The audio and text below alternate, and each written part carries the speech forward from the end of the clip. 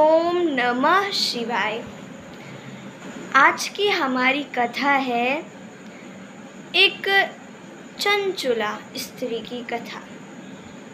देखिए, अब सौनक जी पूछते हैं, हे सूत जी, आपने मुझे एक कथा सुनाई शिव महापुराण की। आपने ये बताया कि इसको श्रवण करने से क्या होता है। मैं और कथाओं को सुनना चाहता हूँ, मेरी और कथाएं सुनने की इच्छा है। कृपा करके आप मुझे और कथाओं को सुनाइए। तो कहते हैं कौन? सूत जी कहते हैं, सुनो मैं तुम्हें एक कथा सुनाता हूँ। देखो, एक नगरी थी बास्कल नाम की। यहाँ पर आज भी बहुत अधर्मी लोग होते हैं। सब अत्यंत अधर्मी, दुराचारी, पापी हैं और पहले भी हुआ करते थे। यहाँ पर एक ब्राह्मण हुआ था पहले, पूर्व समय में, जिसका नाम था बिंदु, और उसकी स्त्री का नाम था चंचुला। तो बिंदु अत्यंत अधर्मी, पापी, नीच था, पर चंचुला बहुत सती स्त्री थी, बहुत सती थी।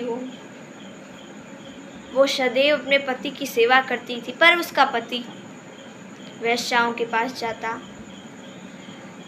और वो पूरा धर्म नष्ट हो गया था उसका।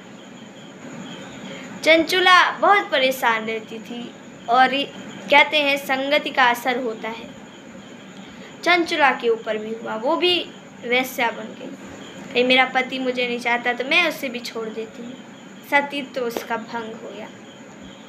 वो अब दूसरे पुरुषों को बुलाती रहती उनके साथ में।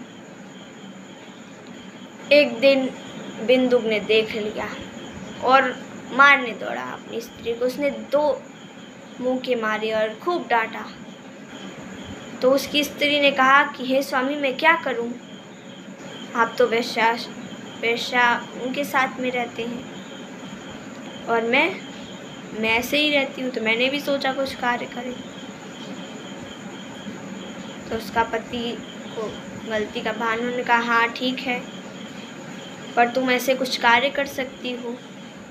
बोली, क्या? बोला उसका पति कि तुम लोगों को बुला के उनसे पैसे लेना और फिर उसके साथ में टहलना, घूमना।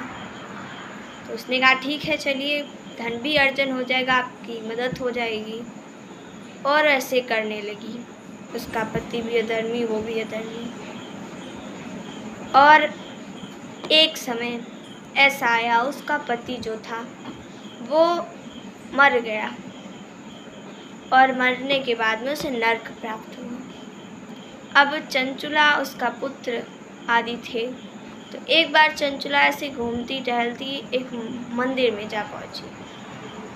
वहाँ पर वो ठहरी थोड़ा देर, तो उसके कानों में एक शब्द सुनाई दिया। वो था शिव महापुराण का।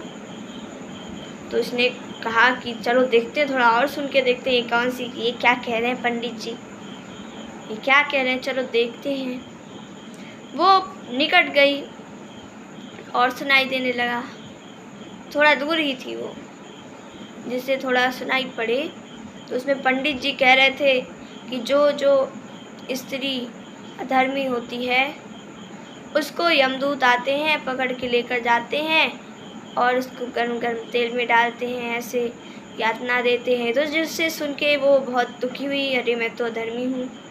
और जब कथा समाप्त हो गई तो पंडित जी के पास गई और खूब रोने लगी। बोली, मैं तो अधर्मी हूँ, मैं तो ऐसा करती हूँ और मेरा पति भी चला गया, मैं अकेली हूँ,